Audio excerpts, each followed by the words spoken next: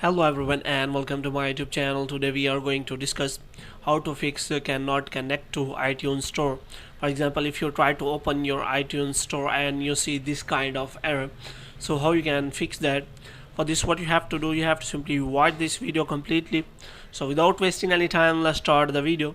So first of all, what you have to do, you have to simply close this tab, and after that what you have to do, you have to simply check whether you are connected to a proper Wi-Fi or internet connection. And after that, what you have to do, you have to simply turn on the airplane mode for some second, and after that you have to turn it off again so that your Wi-Fi can be restarted.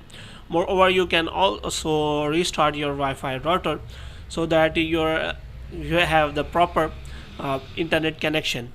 And after that, the next thing you have to do, you have to simply go to settings, and after that you have to scroll it down that you can find general, so you have to click on that, and after that you have to scroll it down until you find the option of transfer or reset iPhone.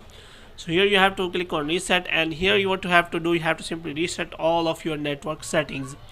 And after resetting all of your network settings, you have to simply go back, and after that what you have to do, you have to simply restart your iPhone.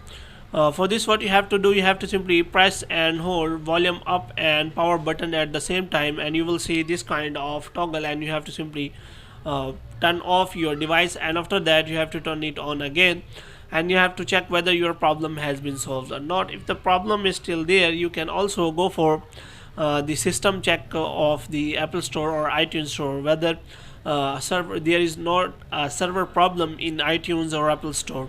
For this, what you have to do, you have to simply check for the Apple's discussion in the Safari, and you have to look for the Apple discussion whether that problem is according to all of the iPhone or Apple user or only to you. If the problem is just by your side, then you can simply go for the Apple support and ask for the solution of your problem.